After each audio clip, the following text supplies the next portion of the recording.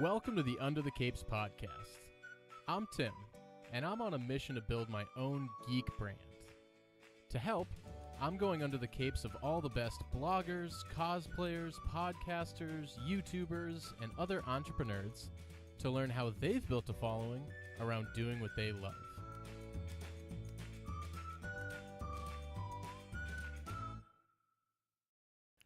How's it going, everyone? Tim from Under the Capes here. Welcome to episode 32 of the Under the Capes podcast. Really great guest this week. Hope everyone had a great weekend.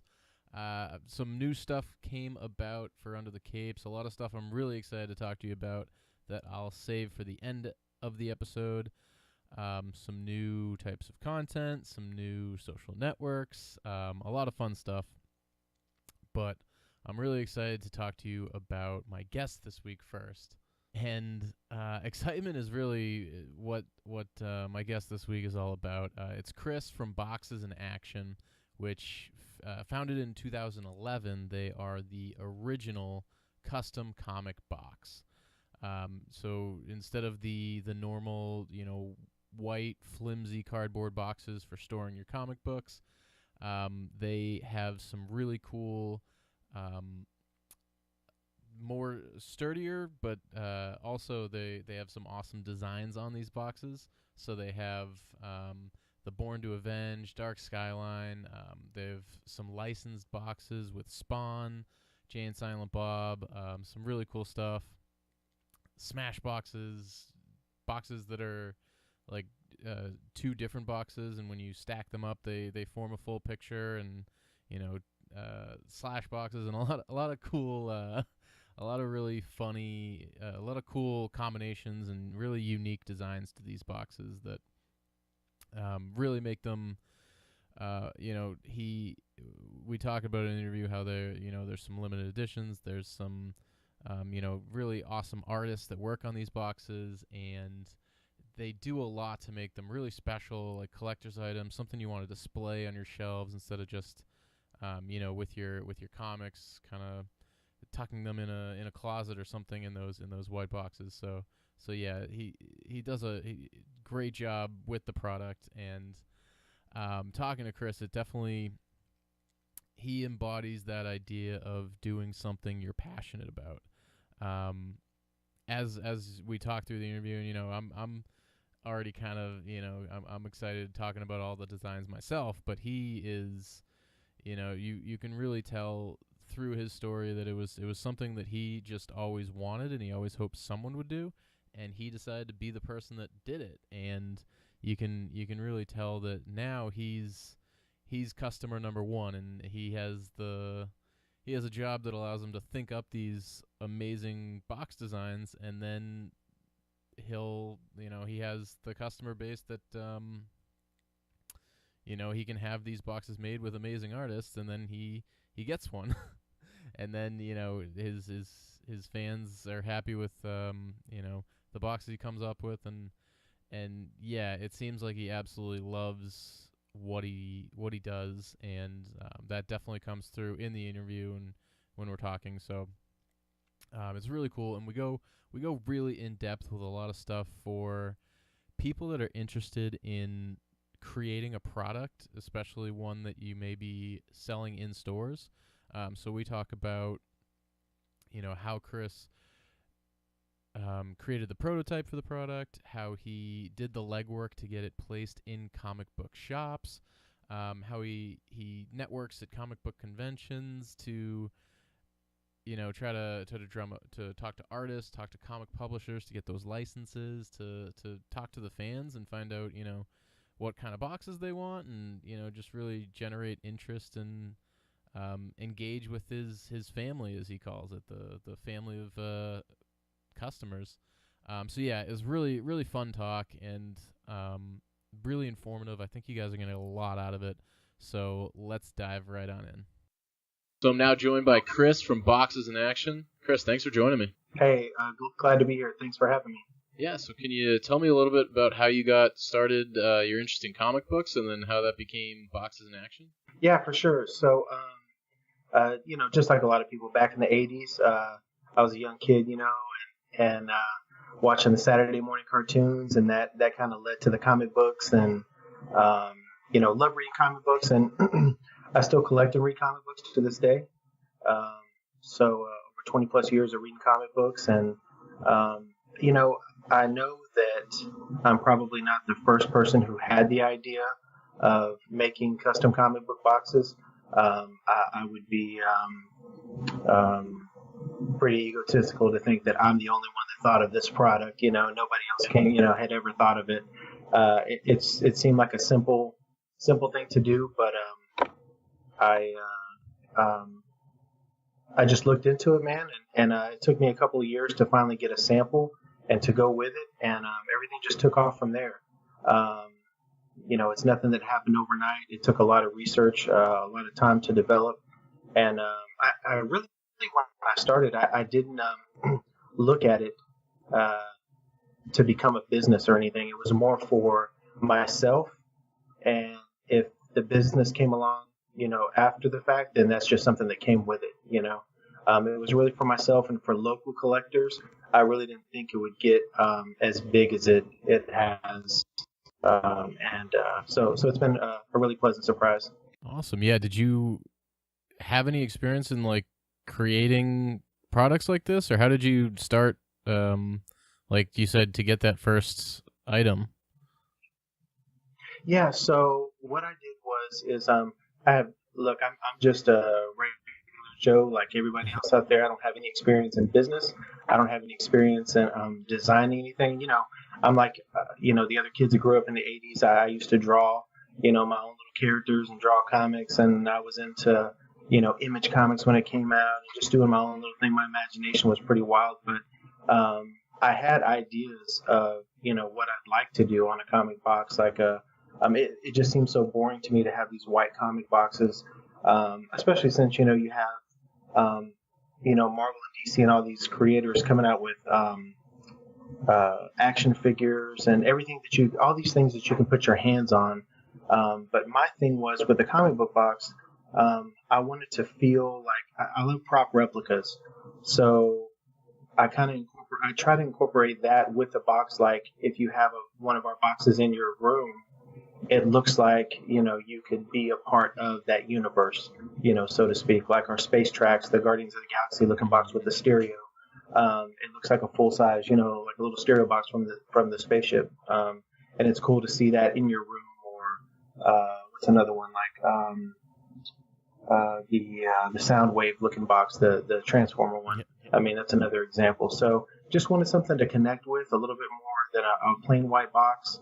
And I know a lot of guys draw on them or do the decoupage or however you say it. That's cool too, man. To each their own. But I just wanted something a little bit more professionally made. And I shop talk with everybody, when I'm on Wednesdays picking up my comics. And I decided one day we were talking about different designs on comic book boxes, and I thought, I kept getting tired of hearing myself say, how come somebody doesn't do this, or how come I wish Marvel would do this, or I wish DC would do this, or I wish somebody would do this. And I thought to myself, well, dang, why don't I do it? So I just took it, amongst myself, and I started looking around at some Houston box makers, and quickly found out why nobody was doing it here. The price is just out of this world. So my thing too is if I was going to make something that was going to sell at a retail level, it was going to be something that everyone could afford. To the guys who just pick up, can pick up 2 or 3 issues a week, to the guys who like me who spend hundreds and hundreds of dollars a month on this stuff, that are addicted. So I wanted something that at a price point where everybody could benefit from, and if I wasn't going to get done, So after almost 2 years of searching and looking at different options, I was just about to give up. I was just about done with it. And I thought, well, I have no knowledge or no experience in dealing with overseas manufacturers, but heck, just Google it, right? That's what everybody does, So started Googling different options of manufacturers. We're getting into contact. A lot of the manufacturers do, have representatives that speak English. So over Skype also. So I Skyped. This was 6, 7 years ago. So that's why I had to re-download the app because it had been so long. But anyhow, so yeah, it had been a while. So Skype some folks over there, and then the other hurdle was, man, I'm gonna send my money to these people in China that I have no idea who they are, what they're about. I mean, of course, right away you're thinking I'm gonna get scammed and never see my money again. But I did my due diligence as best as I could to find out if they were a legit company. I asked for references, um, contacted some of those references, and that were here in the United States, and were able to vouch for them. And I just took a chance, man. Spent a few $100s on a sample box, and then so then I got the sample box, but then it was like now one of the entry barriers to this business or to any business was number one, money for startup, and number two, who am I going to get to do the artwork for this? There were so many artists out there. I've been to so many different shows in Dallas and Houston and San Antonio, and you have all these hungry artists. But when you when you come up with this idea and you're telling them, you try to pitch it to them, hey man, I want to do this, and this is what it's going to cost me, and this is what I want to pay you, and you don't have anything to show. Everybody's kind of like, oh man, that's cool. Yeah, man, well, good luck. Yeah, just hit me up, message me or whatever, and then you never hear from anybody. Everyone's willing to be the second person. Exactly. So that was the big struggle right there, was trying to find somebody that was, first of all, good enough to be on the box, and also that was willing to take a chance with me to move forward with it. And I got a hold of an artist named Chris Albright. He's out of Dallas, Texas, through another artist. And Chris was actually doing some T-shirts at those 24-hour T-shirt type websites, So I saw one of the T-shirts right away was the Born to Avenge T-shirt. And are you familiar with that box design? It's the original, right? Yeah, the original, man. So as soon as I saw that, I was like, man, I got to get this guy. This would be perfect for the first box. It dodges the trademark thing, but it was just so, like, I just knew it. I just knew that was it. So got a hold of Chris, and super, super nice guy, super friendly, was willing to take a chance with me. And yeah, man, it was all good after that, man. Everything worked out really well. And now, years later, now I have artists that come to me and are like messaging me, hey, can we do a box for you? Can we do a box, this and that? And now I'm like, hey, man, we're full of artists and with projects right now, and we'll put you in the queue, so to speak. And if we get something later on down the line, we'll contact you, which like I said was different from the beginning. I couldn't get anybody to do me a black and white sketch, and now I got all these people trying to do sketches trying to do designs for our boxes. So yeah, talk about total 360 there. Great feeling. And is it still the same where like the artists will come up with a design idea, or are you coming up with ideas and then asking specific artists to give their take on it? How are you coming up with concepts? Yeah, so right now we work with about 7 or 8 different artists.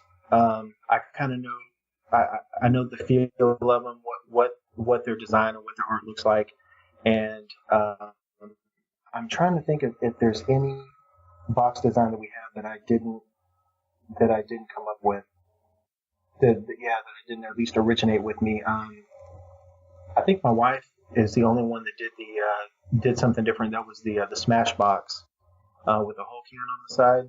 Oh yeah, that was cool. Yeah, that was really cool. Every other design. So I just came up with a concept, or that artist already had something similar, like the Born to Avenge, for instance, something similar, and then we went with it, like the Dark Skyline, the one that looks kind of like the Batman skyline. That was something that I pitched to Chris, and he did. And then what I wanted him to do was a Joker skyline. So I wasn't sure how I wanted it to look. So when I Googled like Joker skyline, I saw DJ Kopet had already did a T-shirt similar. So I contacted DJ, and that was another one where when I saw it, I was like, that's it. This is perfect. This is gonna kill. Contacted DJ. DJ was super cool. He's out of Florida, and he was down with it, and they complemented each other so well. It's such a great set. He also did the Devil's Punishment Skyline. Have you seen that one? I don't think I have actually. The cloud, like it looks like it's in a cemetery, and the clouds in the background kind of draw like the Punisher type look, the skull look. Oh, yep. Yeah, he did that one cool. too, and that was awesome. And I did the idea of the lid with the sonar. Was my idea on that. So we had two different lids on that one actually. We had a sonar lid that was mine, and then he did a mask that was that was kind of shaped out of dripping blood. So we had a variant of those two, and that's another thing I like, and I know collectors love it too. Like we do variants of different boxes, like different lid colors, different run productions. We do the double box where they make two of them stacked to make a set. Yeah, those are really cool. Yeah, or the ones that are my favorite are the slash boxes that have the face inserts. Mm-hmm. Yeah, so you can have a couple different options with it. Yeah, So those are real fun, and again, those are things that we thought of, and I've also noticed in this business, and I'll share this with you too, because I started to tell you some other stuff right now, but it's like, watch who you talk about your ideas to, because they will get stolen so freaking quick, man. As you can see, we started this in 2013. Well, actually, at the end of 2011 is when I started doing research. 2012, when it was kind of towards the end of 2012, is when I finally got with a manufacturer, and in March, early April is when I got my first shipment in of boxes, and then we hit Comic Palooza with our first design, and it went from there. But watch who you talk about your designs to. 2013 we started it, and then now you have DC's doing it, Marvel's doing it, and there's a couple other independent companies that are doing it also. And I'm not going to mention their names because I don't want to give them any credit, but they actually worked with us at the beginning. That's another thing to watch out for, man. Make sure any kind of agreement y'all get in writing. I'm the type of person who I do what I say, and I say what I do. I'm a very honest person. I don't rip people off. If I tell you, Tim, you and I are gonna work in this collaboration together, and this is what I'm gonna pay you, and this is how it's gonna go, I live up to that, And a lot of the artists that work with me respect that, and I don't really do anything in writing with the artist. I just have a reputation of taking care of my guys, living up to what I say I'm gonna do, and so forth. Now you get these big businesses, and they're run by these guys that you don't really see or talk to. They're gonna, well, I shouldn't say all of them are bad, but there's an opportunity for you to get ripped off, man. Yeah. So just keep that in mind. Of course, it's nothing that I can. Or think of these boxes like a T-shirt. Anybody can get a T-shirt. They can put a design on the license and the design themselves. Yeah, we own that. But so they can't use that, but they can use obviously the idea. And so just make sure you watch out what you say and who you say it to, because it'll definitely sneak up on you. Next thing you know, somebody else is making your product, and you're just kind of out there in the cold, Yeah. Well, that's something you have done pretty well, is differentiate yourself from some of those copycats, where you've got some cool stories that I've heard in the past of how the quality of your boxes is a lot higher than some of the imitators. So how have you, as far as promotion and marketing wise, how have you made it clear that your boxes are kind of a cut above? Man, really just word of mouth. I like to send free samples to. There's some Instagram followers that that they have tons and tons of followers. Like if we have one, her name is Angel, I think. Angel Young. Yeah, Angel Young. She's out of, I think, Missouri. She's another follower that's super into Batman and super into Harley. So she has tons and tons of followers. So I send her, and she's also a customer. So once I put two and two together, send her a couple samples, and she blows it out over her Instagram. And the next thing you know, She's talking about the quality of them and so forth, and how great they are, and how sturdy they are, and it's just word of mouth. So we do that with the different designs. We got people, I send to on the East Coast, West Coast, people that do YouTube channels and stuff like that. So I try not to. I don't have really a big budget for marketing like Marvel and DC, which is kind of frustrating sometimes because when you get these guys, they're like, "Oh man, have you seen those Marvel boxes? Those are awesome," and they've never heard of boxes in action. It's kind of like it's crummy, but hey, it is what it is, and there's nothing I can do about that. But the quality, having the quality is something that I really harped on. I didn't want to put a cheap product out there. Again, not trying to pick on Marvel, but the quality that they're making. And look, I get what it's about, man. To them, it's about making money. I don't want to say they don't care about the customers, but it's all about the dollar. It's not. Marvel doesn't belong to those people that are in those positions at Marvel. Boxes Action belongs to me and my wife. So it's just a different outlook, and it's just a different take on the product. You know what I mean? That's our name out there. We own that name. That's us. So I don't think Joe Blow at Marvel really cares. It's not coming back on him. He's not at the conventions talking to customers. He's not, on Instagram at midnight talking to people about the product. So it's just a different. It's just a different. It's just a different feel. You know what I mean? It's just a different monster. So yeah, the quality is a big deal to us. When Marvel started coming out with their boxes, you can check them out. Like the first ones, like those monster, what's it called? Monsters Universe and stuff. They weren't even. The box has four sides to it. They weren't even doing the back side of it, or back end of it. I'm like, dang, you guys are the big company. Come up with something innovative. Blow me out of the water. Get something cool. You guys, yeah, that I want to buy. Like I see their stuff, and I was like, oh, Marvel's coming out with boxes. Let me see what it's all about. And I'm like, that's what you did? You took a cover or something and slapped it on there? Man, that's lazy. You know what I mean? Same with DC, lazy, man. Oh, slapping Alex Ross. Yeah, I love Alex Ross art, but all you did was put the cover on there. That's it. To me, that's a slap in the face to the customers that love this stuff. You know what I mean? Do something different. People are tired of seeing the same old junk over and over.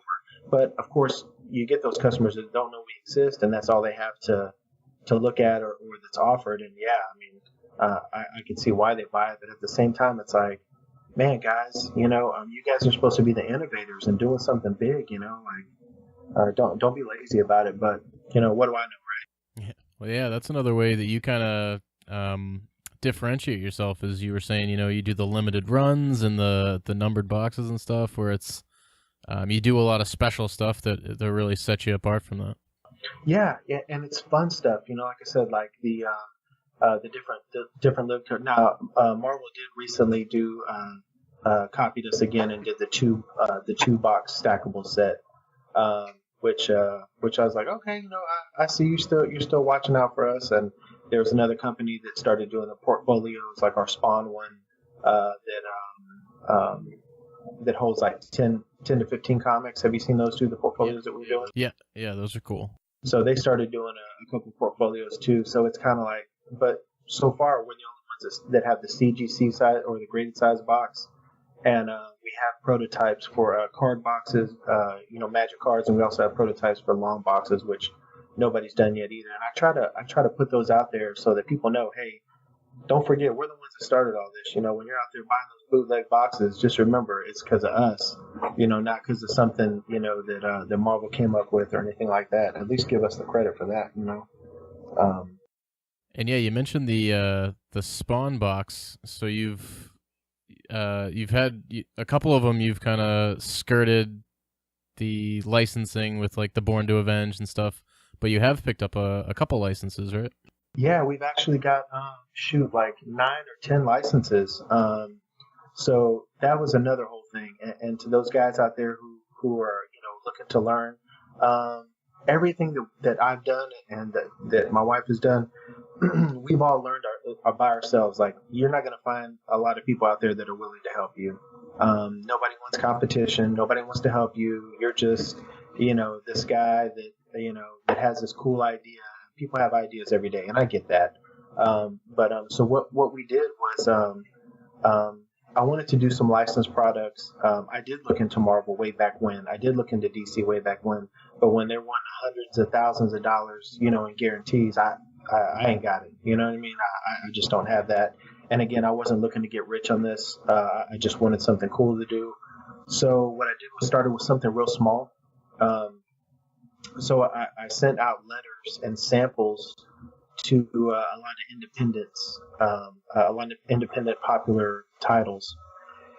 And I'll tell you, man, I didn't hear nothing, right? I didn't hear nothing from anybody. It was just like I was sending these things out to ghost people. It's like I couldn't get a text, a tweet, email, nothing, right?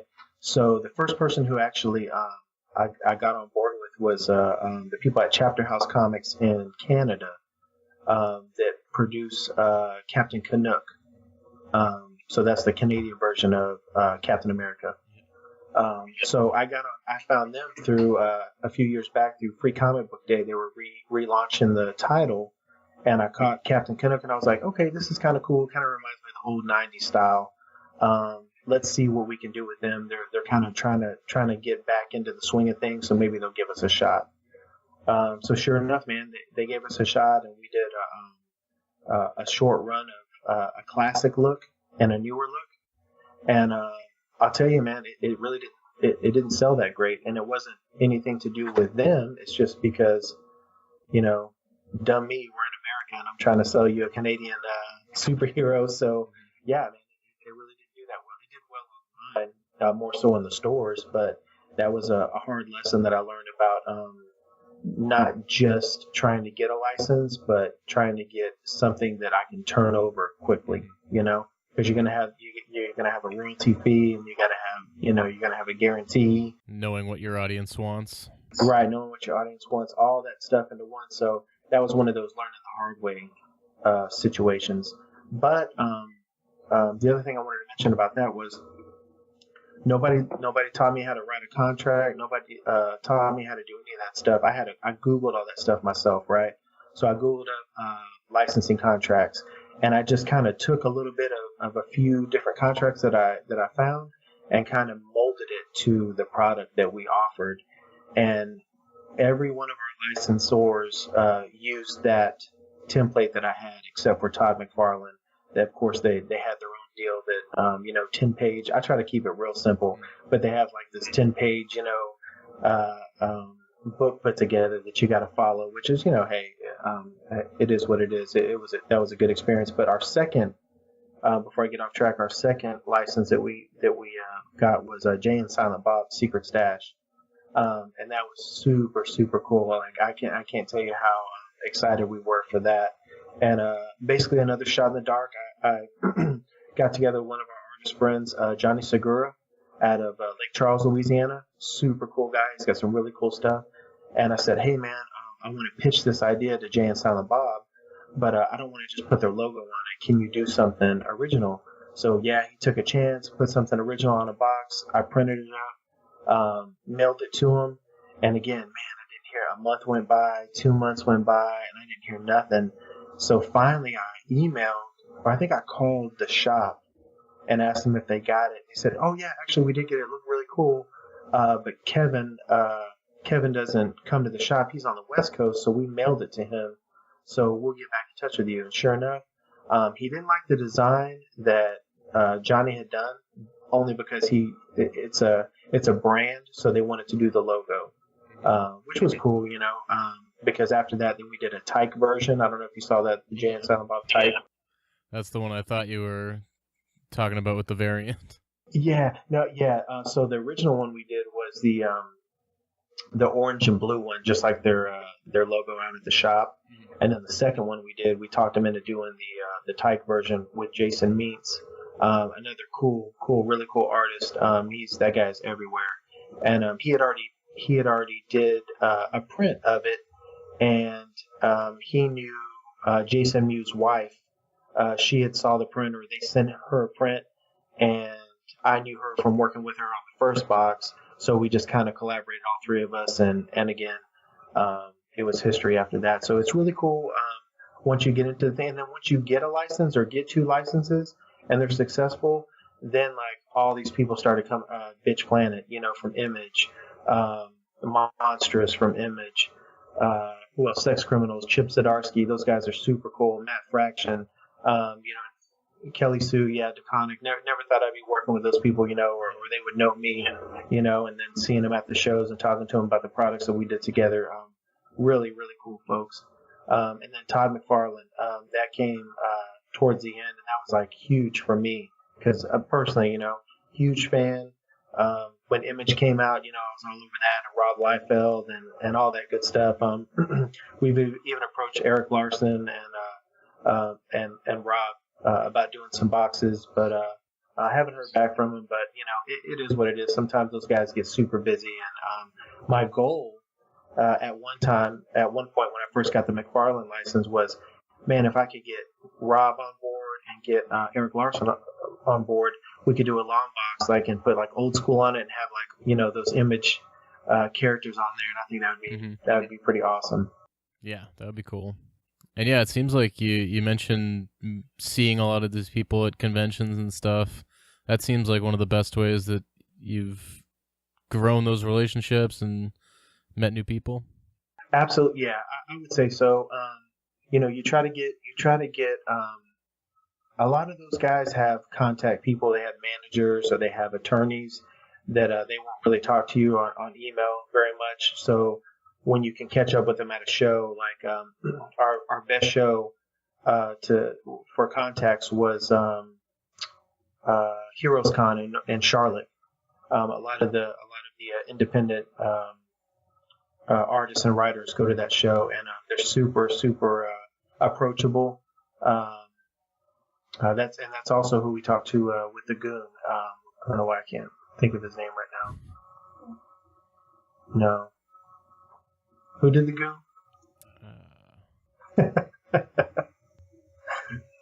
We'll edit that. The question for Google, yeah. Yeah. In the edit, we both knew the name just like that. Yeah. Anyway, so we got a hold of so many guys at these shows. Eric Powell. I'm sorry. I was thinking of Eric Larson. I said Eric. You did say Eric because I just talked about Eric. Sorry, my wife. I told you, without my wife, man, I'd be lost. But yeah, and my wife, hey, I have to give a shout out. If you got a wife that supports you, yeah, don't shake your head.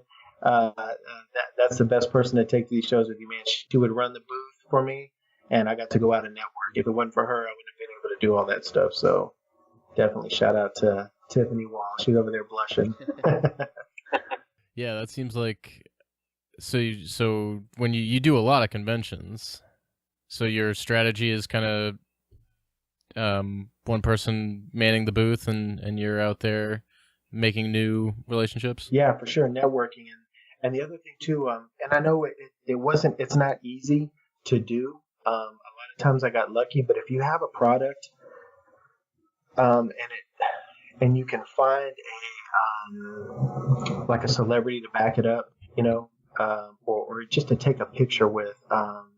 We got Charlie Cox. I don't know if you saw the picture of Charlie Cox with one of our boxes. Yep, I saw the John Bernthal one. Yeah, John Bernthal. I mean, to me personally, that's huge. But when other people see that, they're like, "That is freaking amazing," And yeah, they're not so much supporting it, but in your head, you see that famous person with this product, and it does something to them. It's like, I gotta have that. That's cool. Have you seen that? And then you get the reposts and the retweets and the likes and everything, and it kind of has a snowball effect to it.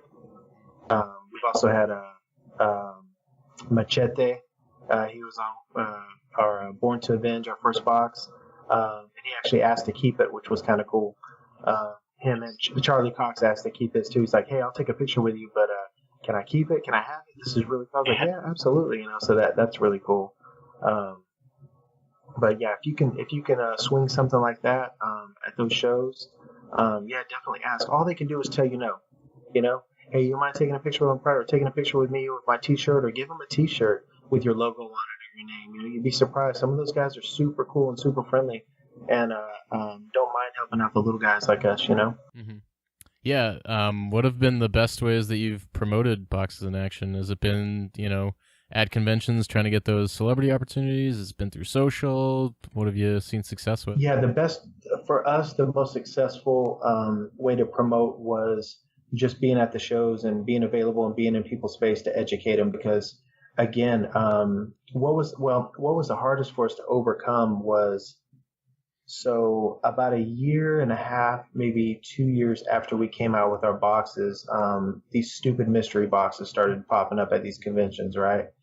And so people kept coming by our booth and they kept saying, oh, another mystery box booth, another mystery box booth, which, so there's two ways that we were looking at it. One, no, it's not a mystery box. But two, it's like, well, if you're not educated to know that this is a comic box, then you're not our target market anyway. So we kind of had to kind of get over that, but it was just kind of frustrating. And but definitely being out there and just educating people, putting boxes like again, trying to find celebrities or artists to put those boxes on their booths, at different parts of the convention, or doing giveaways and stuff like that. People love giveaways, that. Yeah. Comment, like, and share. Heck, man, we've gotten tons of followers and tons of inquiries.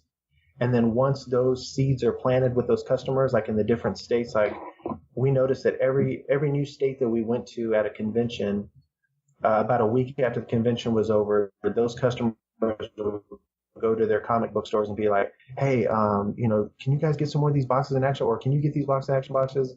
And then people would these shops send us emails, hey, how do we wholesale through you guys? How do we wholesale? How do we wholesale? So basically just, making yourself available. And I know it's hard with a full-time job. I had a full-time job. We both had to take off, make sacrifices, use our vacation time for those weekends for traveling and stuff. But you got to put in that work. It's not easy. None of it's easy.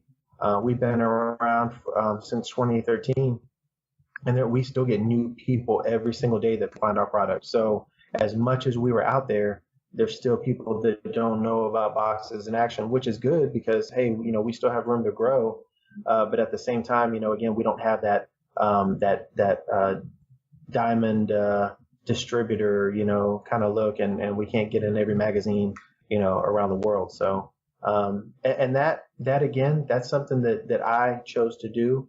Not to get off the subject, but Diamond as a distributor, they wanted me to send your stuff into them. You got to jump through all kinds of hoops, man, and there's shipping things that they want done. There's barcodes that they want done. All this stuff that they want done costs money. And again, if it wasn't going to match my price point, and that's why a lot of the DC and Marvel boxes, they're cheaper than our box quality, but they cost more because they got to ship them through more people's hands. They got to get touched more. And to me, I wasn't into doing the barcodes that cost money, and I wasn't into doing the specialized shipping that they wanted. So we found a different distributor through Pac West Hobby out of Oregon, and they have a pretty good size reach, and they distribute our boxes for us. And again, out there's licensed people, there's manufacturers, there's creators. People are going to tell you no, it's not going to work, or no, we can't help you, whatever. If it's something that you believe in and something that you're really passionate about, just do it. You know what I mean? Just do it, and don't worry about what other people think. And if it fails, it fails. Who cares? At least you did it. Yeah, that's awesome advice, because it seems like you pushed through a lot of no's and a lot of challenges, and you made it work. One of the other things that I really like is that you always stress to support your local comic shop. So I know now you probably are doing pretty well as far as comic shops wanting to wholesale you. What was it like in the beginning trying to get shops to carry your boxes and try to get the word out to have comic book shops support you? Yeah, so of course we had an online store, which we did away with now, because it's just it was a lot of time and expense for us to ship, and we didn't have the shipping connections and the lower prices that some of the distributors have. So what we did, we first started with the web page or the online store, but to get them in the shops, I literally had to go to every single shop. Well, I started in Houston, and I would just take my sample box, just like a salesman, to every single shop, introduce myself, find out who the manager was, who did the orders, and talk to them and educate them. And again, it took so much time to go to every shop. So then after I did Houston, and again, I got no's at these shops. I got an order that came in right before we started the podcast from a shop that told me no 3 times. Hey, we don't want to carry your product because it's just not something that our customers are into. I said, okay, they're not into comic book boxes. Cool. Like, okay, like I don't know what customers you got at your comic book store, but all you can do is be respectful, you know. So, but I knew that they would sell there, so I didn't give up on them. I would go when we got a new design. I would drop off a new design. Hey, I know you guys aren't into this, but I just want to drop this off. Let your customers take a look at it, do a giveaway or whatever, and let me see, tell me what you think. Of course, he just rolled his eyes and would, continue to blow me off. But man, one year at Comic Palooza, he came by and said, hey, I need to pick up a couple of these for one of my customers. I said, okay, cool. And I acted like, I didn't know who he was, didn't give him a hard time. And then the next thing you know, one of his shop helps contacted me, and they've been a good customer ever since. But yeah, man, I went to every single shop, and then I went to Beaumont, Louisiana. I mean, just everywhere local that I could possibly drive to, or even like Laredo. I mailed a sample. He wanted an order, so I drove out there, delivered orders. So I was delivering orders everywhere. And then once that caught on, and once we started doing it, we didn't really get any outside orders till our first out-of-state convention was Indianapolis Comic Con. And then we started getting orders from those guys. And pretty much, like I said, after the Instagram and Facebook kind of started to spread out, then they started to trickle in a little bit. But definitely when we went to Heroes Con and Kansas City and New York City and Colorado and just about everywhere. It started to catch on. And like I said, the other thing is we had a guy, Cali Collectibles, out of California. He had a YouTube channel. I don't think he does it too much anymore because he's got a couple of kids now. But he had a pretty big following. And some of those shops would see him on there and see our boxes, and then, we would get the inquiries. That's how we grew it, like that. Literally just going shop to shop to shop ourselves and doing it. Yeah. Awesome. Just love the persistence. Yeah, you got to, man. Like I said, people are going to tell you no, but if you have a working concept or you have something to offer, show up, man. Show up and be cool with everybody. Like I said, you're going to get jerks. You're going to get told no. But even if they tell you no, it's like, okay, man, well, hey, look, I appreciate you giving me a shot and listening to me for 10 minutes or whatever. And, I'll see you soon, And then, next thing you know, you can tell them, hey, look, you're the only shop that doesn't buy our product. I hate to see your customers, they're going to all these other shops buying our product. And then we got to the point where we could say, hey, I tell you what, let me leave you 30 boxes for the next 30 days. Don't even pay me up front. And if they sell out, then you can pay me. If they don't, then we'll come back and pick it up, And every single time we did that, they were calling us for a reorder for new designs and new stuff. So that was another way we did it. Was if you have the ability to front that stuff, which we didn't at first, but like I said, it took some time. But if you have the availability to do that, then yeah, that was another way to get those folks on board. Yeah, and when you have a good product that kind of sells itself, that's a great strategy. Mm-hmm. Yep. So yeah, what is the future plans without giving away any of your real plans, so anyone can steal them? But what does the future look like for Boxes in Action? So right now we have a new addition to the family. She's 7 months old. So we kind of toned down.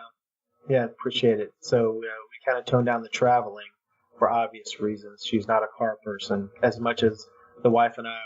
She cannot stand to be in the car. So traveling to far places just isn't on our map right now.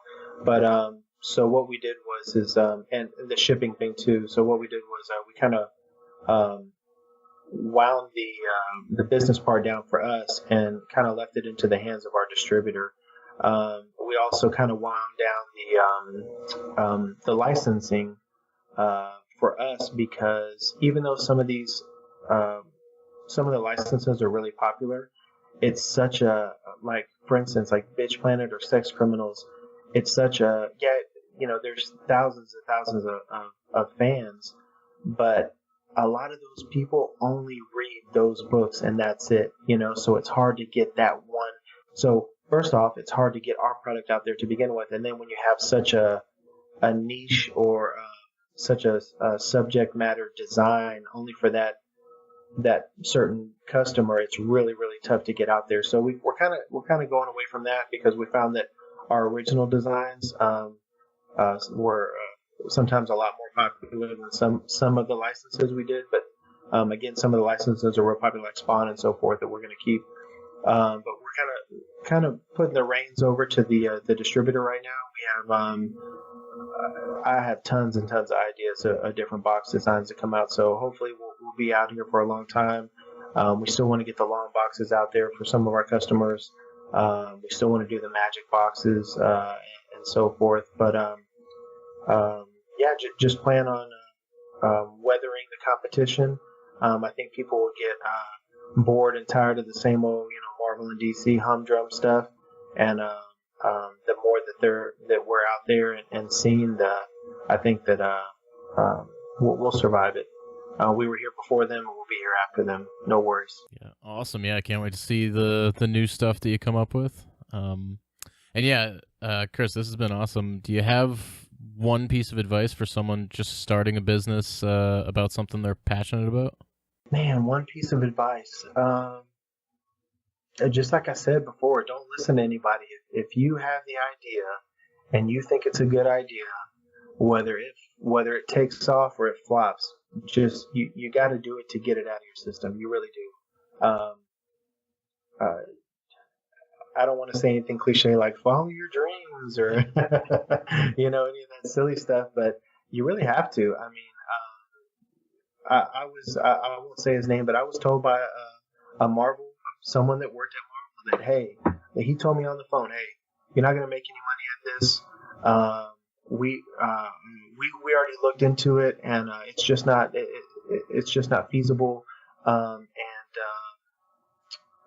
Good luck to you, but it's you're dead before it even begins. He told me that on the phone, and I thought, well, crap, man, that sucks. This is coming from Marvel themselves. I'm sure they've tried. I'm sure they got money.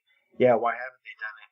And hey, 5 years later, yeah, joke's on them. Now they're copying us. So, but yeah, definitely just do it, man. If you got an idea, just do it. Yeah, the fact that you proved it to them is kind of funny. Yeah. Also, ask for feedback from people. Even though you're going to get that negative feedback, it could be a negative feedback where I've had some negative feedback about the box design, but I've had more positive feedback about just the placement of the handles, to how our lid stays on better than some other boxes. So ask for feedback and accept the negative feedback and see if there's anything that would substantiate the negative feedback. Maybe it's something that you could change on your product or your business design. I know a lot of people aspire to open their own comic book shop. We talked about opening our own comic book shop, but that's a whole different monster, man. That's like a lot of people jump into it head first and they find out that they can't. It's not as easy as it looks, or it's not as fun as it looks. We have a good friend who's a comic shop owner, and he talks about how freaking bored it is there, how bored he is there. He's like all into comics and toys, but after 2 or 3 years of it, he's just like pulling his hair out to try to get out of there. So just make sure it's something you're super passionate about. You're gonna hear no. But it really is a journey. It's fun. I wouldn't have had it any other way. If it had failed with the first box design, hey, just the fact that you started a business, that's something that a lot of people don't do. So, yeah, go for it, man. Yeah, go for it. Awesome. Yeah, Chris, this has been really cool. Where should people go to learn more about you, see the boxes, and follow you? So the best thing to do, man, like I tell everybody, go to Instagram, go to Facebook, check us out there. Ask your local comic book shop. Those guys supported us when we started. If it wasn't for local comic book shops, we wouldn't be where we are. And I really mean that. Those guys took a chance on us, and we really do appreciate that. That'll live with me forever. So go to your local comic book shop, bug them about it, say, hey, we want to get these boxes in the shop, support it, and tell those guys or tell the shop owners that they can order from Pac West Hobby, or their retail site is ColumbiaHobby.com, and they're an exclusive distributor of our products. So check them out there. You can also go to their website. If you can't find a shop that wants to take a chance and order our product, you can go to ColumbiaHobby.com, and they have our products on there, and also on eBay. Columbia Hobby also has a store on eBay. Check them out there if you got eBay bucks, or you got an eBay gift card for your Christmas or birthday or something. Check us out there. Awesome. Well, yeah, Chris, this has been great. Thanks so much for coming on. No, man, I hope I could help somebody out there, even if it's one person, or to give them that extra push to start. Like I said, I'm no genius. I didn't go to business school. I didn't do anything special. I graduated from alternative school. I'm a knucklehead. My wife's laughing over here. I did things my way. You know what I mean? I did things my way. I graduated from alternative school. I became a police officer at 23 years old. No college, no nothing. Became a sergeant after 8, 9, 10 years. Became a lieutenant. Then became a chief of police. Who's a chief of police with no college? Nothing like that. Alternative school. Chief of police. For 2 years until I finished. I left that police department to do this full time. And now that we have a little one, I'm back into police work. But still, people told me no there too. This guy's graduated from alternative school. Yeah, he's got a high school education, but he don't know anything. Hey, that don't mean nothing. It doesn't mean anything. If you got the mindset to do it, just do it. Learn on your own. Don't let anybody tell you no. I think that's obvious. That's probably what drove me. People tell me no pisses me off. Yep. So I'm gonna prove them wrong. You know what I mean?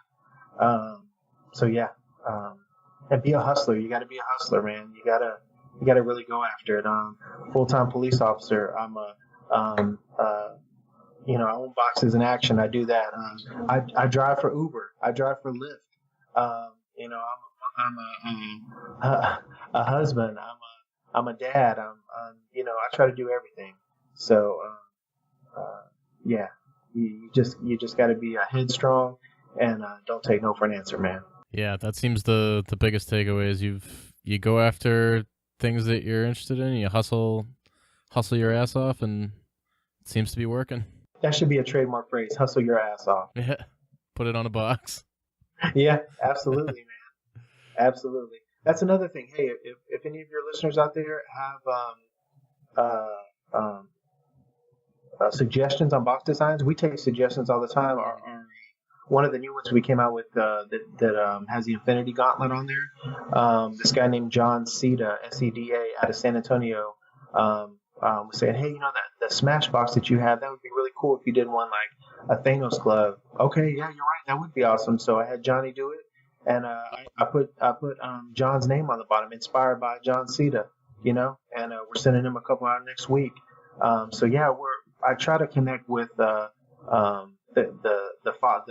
customers and the fans as much as I can too, because again, without those guys and without the shops, we wouldn't be anything. So, we're super approachable. If anybody wants to hit me up on Instagram or Facebook, we're not some big company where you have to get with the marketing director or anything. You're going to talk to me or my wife. So, yeah, that's something you get from your social is that you have really active and engaged fans, which is really cool.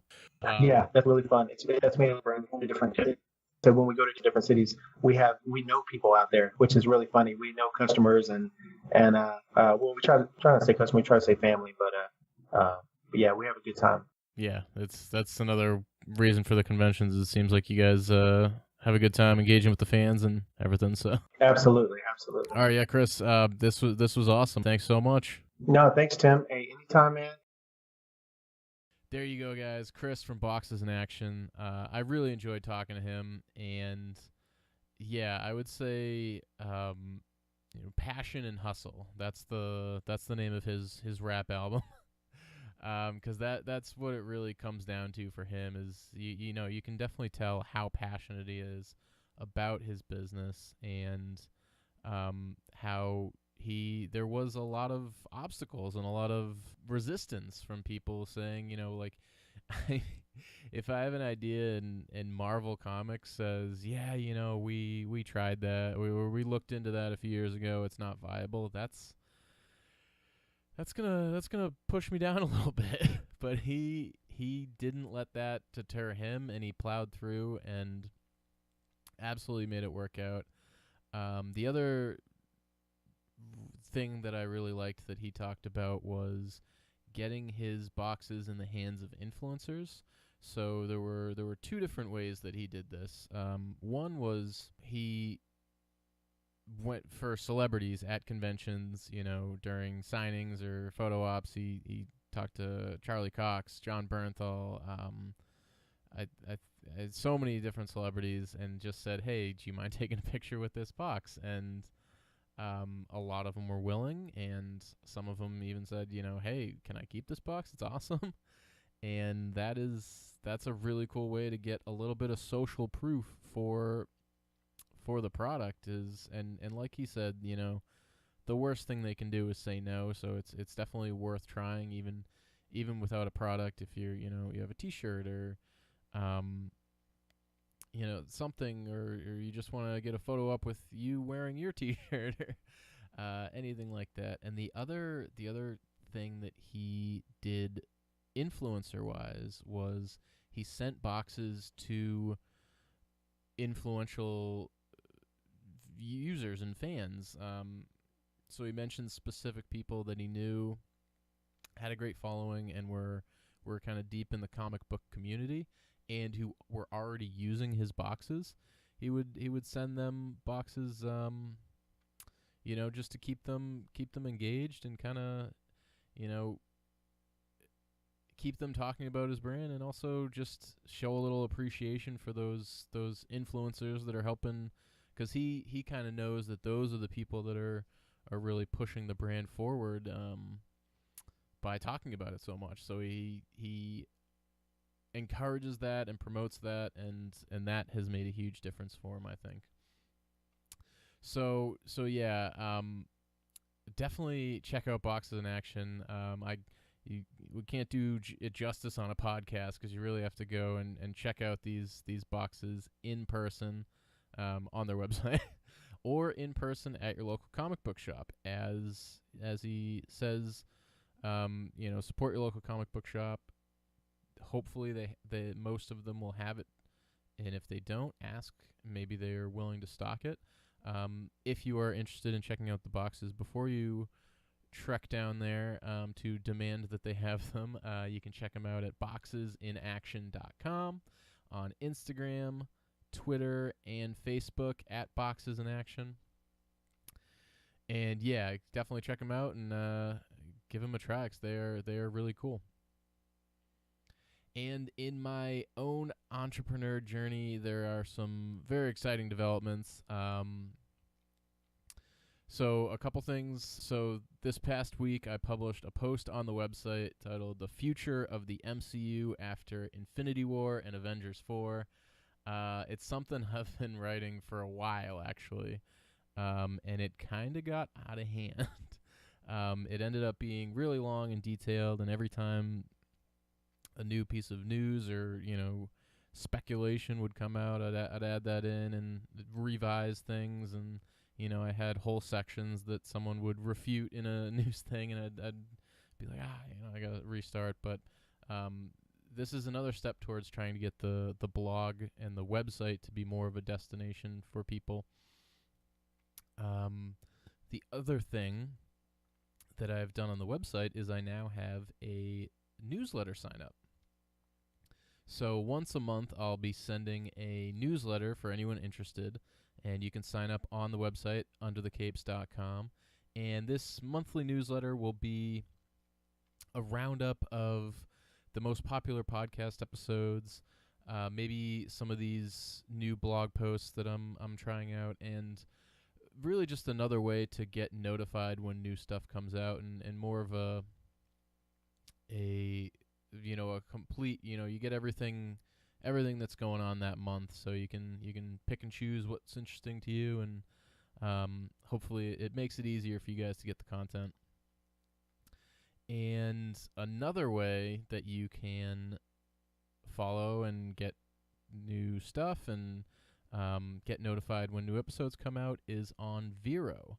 So this past week, Vero has kind of exploded in the cosplay community as a new social media network that is kind of a alternative to Instagram. Their idea is that they'll never do what Instagram just did and change their algorithm to make it more difficult for independent creators to get found by they've done what Facebook did a few years ago and have switched to that kind of pay to play model where if you're not boosting your posts with money, you're not really going to be seeing the engagement that you used to. So this is kind of something that all social networks eventually do. So Vero is saying it's not going to do that. We'll see hopefully that is their mission. So I'm sure eventually they'll have to find some other way to monetize. But anyway, so I recently joined this past week because it's this new thing, and I've been looking for a network because, one of the things that people always say that they've seen the most success with is when they join a new network when it's just starting out. So Late to the Party, which I had on episode 30, they talked about how they joined Stardust really early on and dove in, and they now have more followers than a lot of the people that they follow and respect. So yeah, hopefully Vero is an opportunity for that. I really like the format. I think you guys should check it out. It's got its sections off. You can choose whether you are doing a photo post or you're sharing a movie or music or book. And it keeps those separate on your feed and on your profile. So I like that concept, and yeah, so far it seems cool. So I will share with you guys as I experiment more with that, and if and when I see success with it. And yeah, otherwise, I really hope you guys got something out of this episode. I definitely did, and I had a lot of fun talking to Chris, and yeah, so hopefully you guys enjoyed it. You can find all of the links and show notes and everything at underthecapes.com/episode 32. Or if you're watching on YouTube, they're just right down there. And yeah, otherwise, thanks so much, guys. I'll see you next week. Thanks so much for listening to the Under the Capes podcast. I hope this has motivated you to either start or help grow your geek business. If you like the show, I'd love if you could give us a rating or review on iTunes, Stitcher, or wherever you happen to be listening from. And feel free to connect on social media, on Twitter at Under the Capes, Facebook at Under the Capes, and on Instagram at Under the Capes Podcast. Thanks so much, and have a great day.